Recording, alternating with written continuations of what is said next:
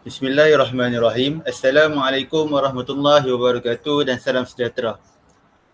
Pada hari ini saya Amir Syahir Hafizi bin Hasni bersama ahli kumpulan saya iaitu Rabiatul Adawiyah binti Muhammad dan Nurul Ashikin binti Abdullah akan menguraikan tentang dasar-dasar pelaksanaan co-curriculum. Hal ini berdasarkan soalan yang telah kami terima iaitu Cikgu Haikal merupakan seorang guru besar di SK Seri Matang.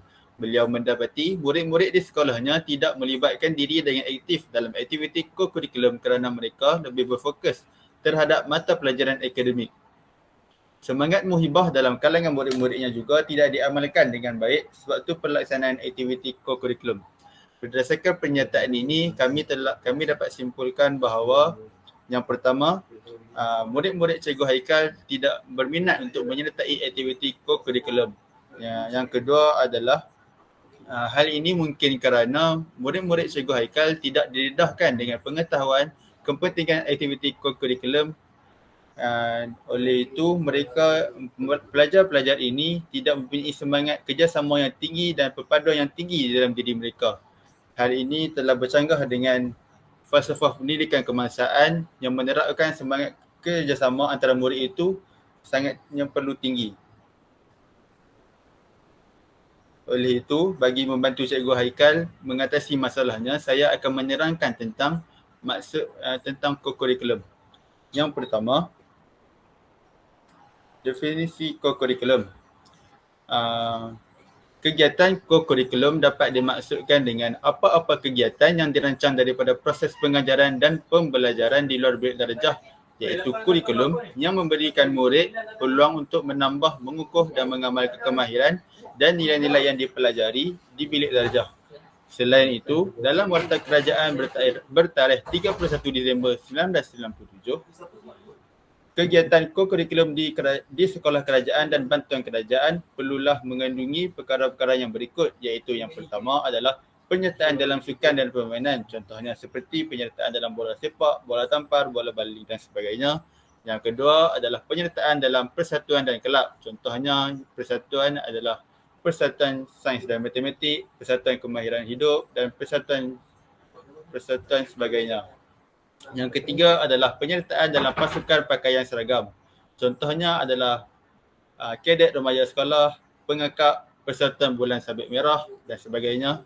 Dan yang terakhir adalah lain-lain kegiatan sebagaimana ditentukan oleh Menteri Pendidikan. Selain itu, pihak Kementerian Pendidikan Malaysia telah mengeluarkan surat perkeliling ikhtisas bilangan 2/2007 untuk menentukan waktu pelaksanaan aktiviti co-curriculum. Berdasarkan surat perkeliling ikhtisas tersebut, tahun 3 dan tahun 4 telah ditentukan bahawa pelaksanaan aktiviti co-curriculum berlangsung selama 60 minit seminggu. Seterusnya, tahun 5 dan 6 berlangsung selama 120 minit seminggu. Yang seterusnya, jurusan teknik dan vocational berlangsung selama 120 minit seminggu, dan yang terakhir adalah sekolah menengah kerajaan dan berlangsung selama 180 minit seminggu. Namun begitu, waktu pelaksanaan ini boleh berubah mengikut keadaan. Akhir sekali, apa yang penting adalah aktiviti-aktiviti co-curriculum ini mestilah dilaksanakan sebanyak 12 kali setahun. Seterusnya, bagi membantu Cikgu Haikal boleh menggunakan dasar-dasar pelaksanaan co-curriculum, aktiviti co-curriculum yang telah disenaraikan oleh Kementerian Pendidikan Malaysia. Yang pertama adalah kegiatan co-curriculum adalah sebahagian daripada kurikulum kebangsaan. Yang kedua adalah penyertaan murid dalam kegiatan co-curriculum adalah wajib. Dasar yang ketiga adalah penyertaan semua guru adalah wajib. Dasar yang keempat adalah pelaksanaan kegiatan co-curriculum dan dasar yang kelima adalah penyertaan beramai-ramai. Dasar-dasar pelaksanaan ini akan dihuraikan oleh pembentang yang seterusnya.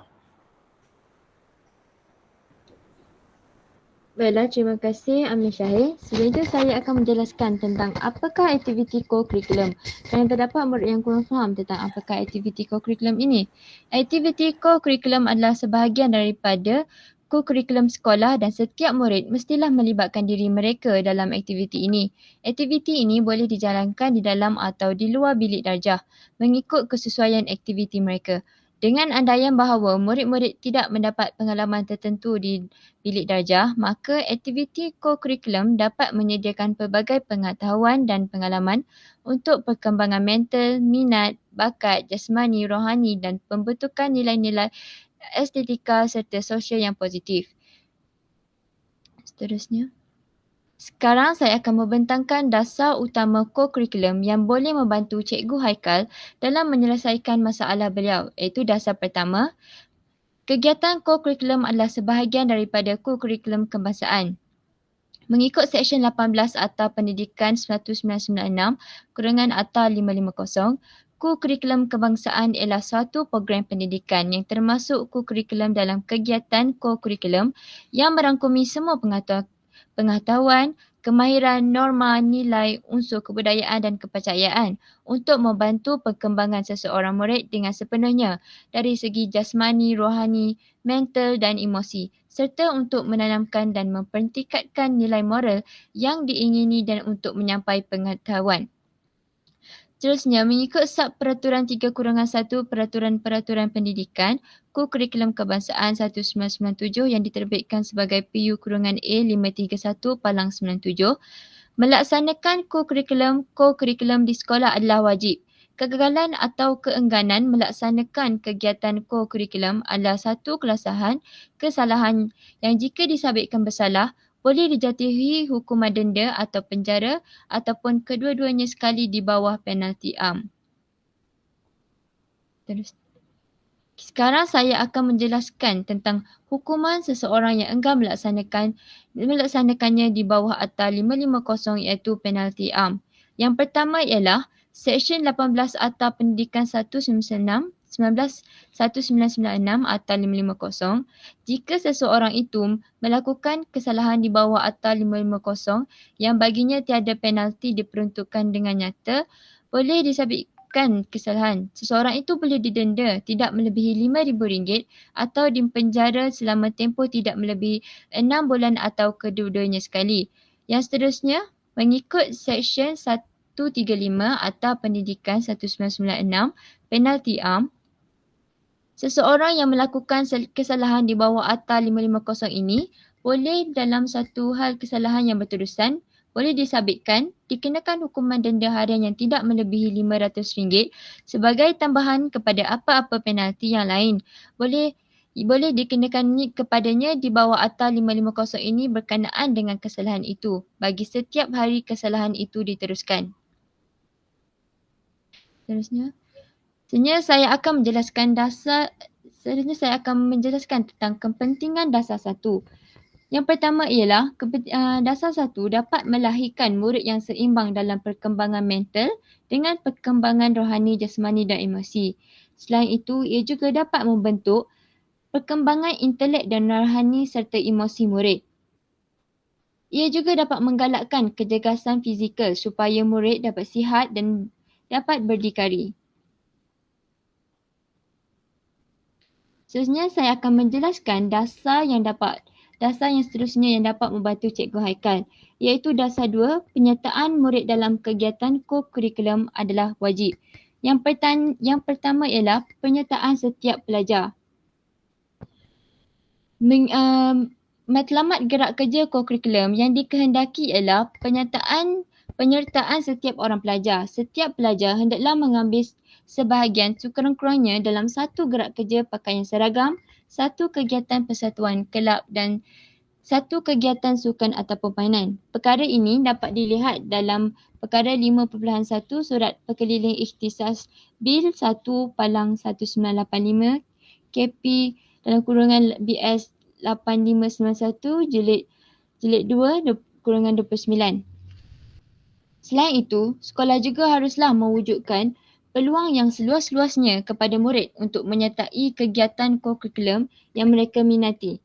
Untuk tujuan ini, Pengetua atau guru besar telah diperuntukkan kuasa untuk menubuhkan kelab atau persatuan di sekolah seperti dalam Peraturan 4 iaitu Peraturan Pendidikan Kurungan Persatuan Sekolah 1998 yang diterbitkan sebagai PU-A196 Palang 98.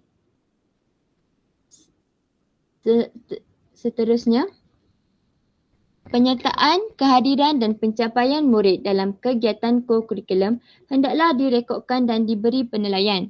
Hal ini sangat ditegaskan dalam Perkara 8.21 Surat Perkeliling Ikhtisas Bil 1 Palang 1985 dan Perkara 2.1 Surat Perkeliling Ikhtisas Bil 2 Palang 1986. Seterusnya, ketidakhadiran murid dalam kegiatan kokurikulum yang murid itu telah mendaftarkan diri untuk menyertainya adalah satu kesalahan yang menyebabkan murid tersebut boleh dikenakan tindakan disiplin jika disabitkan bersalah seperti tindakan ke atas kesalahan poteng sekolah ataupun poteng kelas. Perkara ini terdapat dalam buku undang-undang dan peraturan sekolah. Sekarang saya akan menjelaskan tentang kepentingan dasar 2. Kepentingan dasar 2 dapat melahirkan murid yang berdisiplin dan bertanggungjawab. Selain itu, penyertaan, kehadiran dan pencapaian murid dalam kegiatan kokurikulum direkodkan dan diberi penilaian. Ini akan membantu murid untuk lebih minat kerana kehadiran mereka dan pencapaian mereka direkodkan dan diberi penilaian. Saya akan meneruskan pembentangan ini dengan menerangkan dasar yang ketiga, iaitu semua penyertaan guru adalah wajib. Penyertaan semua guru sebagai penjawat atau perkhidmatan awam adalah wajib. Penyertaan semua guru adalah dikehendaki bagi memastikan keberkesanan pelaksanaan gerak kerja kokurikulum di sekolah yang terkandung dalam Perkara 5.2 dalam Surat Perkeliling Ikhtisas. Seterusnya, setiap orang guru di sekolah hendaklah secara bertulis diberi tugas dan tanggungjawab yang spesifik, terperinci dan kuantitatif dalam bidang kokurikulum di sekolah seperti yang dilakukan dalam bidang kurikulum. Keengganan guru melaksanakan tugas dan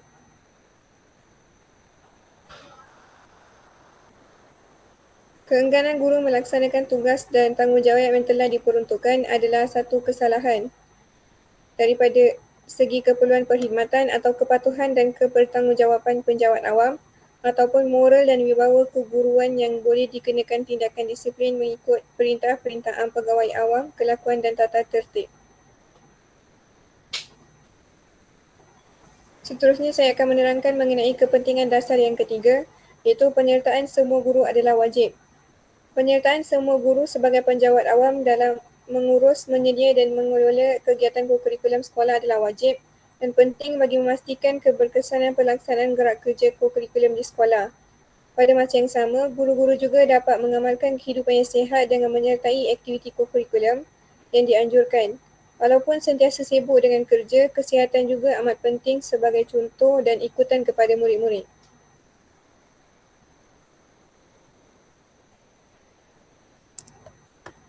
Dasar keempat ialah pelaksanaan kegiatan kokurikulum. Kegiatan kokurikulum yang dilaksanakan di sekolah hendaklah merupakan apa-apa kegiatan yang dirancang, lanjutan daripada proses pengajaran dan pembelajaran iaitu PNP, dalam bidang darjah yang memberikan murid-murid peluang untuk menambah, mengukur dan mengamalkan pengetahuan, kemahiran dan nilai-nilai yang dipelajari di dalam bilik darjah.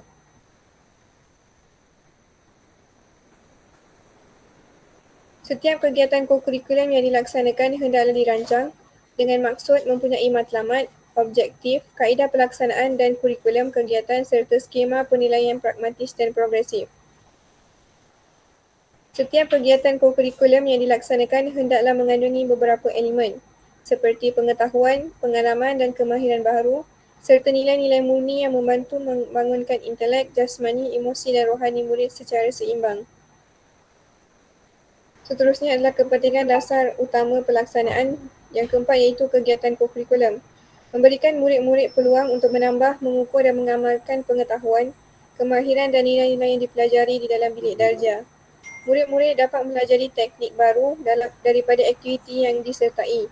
Contohnya, semasa bermain bola tampar, murid-murid dapat mempelajari skill yang baru dan lebih berkesan untuk menewaskan pihak lawan. Seterusnya, saya mempersilakan Amir Syahir.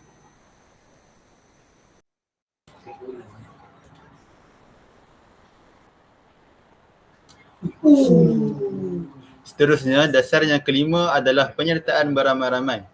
Berdasarkan surat Perkeliling Ikhtisas bilangan 17 Palang 2000 bertarikh 16 November 2000 menyatakan bahawa pelaksanaan kegiatan ko-kurikulum di sekolah mestilah disertai oleh semua warga sekolah sama ada warga pendidik dan murid-murid secara beramai-ramai tanpa ada unsur-unsur diskriminasi atau paksaan tetapi memfokus kepada peningkatan perpaduan dan integrasi di kalangan murid. Berdasarkan pernyataan ini, kita dapat simpulkan bahawa tiada pengecualian bagi mana-mana kaum atau bangsa untuk menyertai aktiviti ko-kurikulum. Selain itu, kegiatan ko-kurikulum ini berfokus kepada peningkatan perpaduan dan integrasi di kalangan murid-murid. Dan yang terakhir adalah kegiatan ko-kurikulum yang dilaksanakan di sekolah hendaklah bersifat merentas disiplin, bersepadu dan tidak bersifat eksklusif. Seterusnya, dasar yang kelima ini sangat penting kerana Cikgu Haikal boleh menerapkan perasaan perpaduan antara murid berbilang bangsa dan kaum. Selain itu, murid-murid juga dapat mempraktikkan sikap mesra antara murid. Hal ini tidak akan berlaku diskriminasi antara murid-murid. Seterusnya, saya akan menyerahkan pembentangan kepada Nurul Ashikin. Terdapat yang pertama melalui pentadbir. Cikgu Haikal sebagai guru besar bersama guru penerang kanan terutamanya GPK ko-kurikulum seharusnya diberikan penerangan yang lebih terperinci oleh KPM melalui Jabatan Pendidikan Negeri penerangan tentang pentingnya ko-kurikulum kepada murid untuk memasuki SBP. Penerangan ini mungkin boleh disampaikan melalui kursus, bengkel ataupun seminar. Selain itu, dengan melantik pengetua atau GPK ko-kurikulum sebagai AJK di peringkat daerah, negeri atau negara juga merupakan salah satu cara untuk melibatkan mereka secara aktif dalam aktiviti ko-kurikulum. Cara yang kedua adalah melalui guru. Cikgu Haikal sebagai pentadbir sekolah seharusnya memberi penekanan kepada setiap guru di sekolah mereka. Pentadbir harus memberitahu setiap guru kepentingan ko-kurikulum kepada pelajar seperti kesihatan, kerjasama, integrasi terutama kepada pelajar yang ingin melanjutkan pelajaran ke IPTA. Selain itu, usaha yang berterusan ini harus diselaraskan dengan kempen-kempen mengenai kesihatan ceramah-ceramah daripada mereka yang berkecimpung dalam bidang ini, seperti guru mata pelajaran pendidikan jasmani dan pendidikan kesihatan ataupun guru sains sukan sesi bimbingan dan kaunseling yang boleh dianjurkan oleh pihak sekolah sama ada pada hari ko-kurikulum dijalankan, perhimpunan sekolah atau dalam program lain yang boleh memberi kesedaran kepada pelajar betapa pentingnya menjaga kesihatan diri.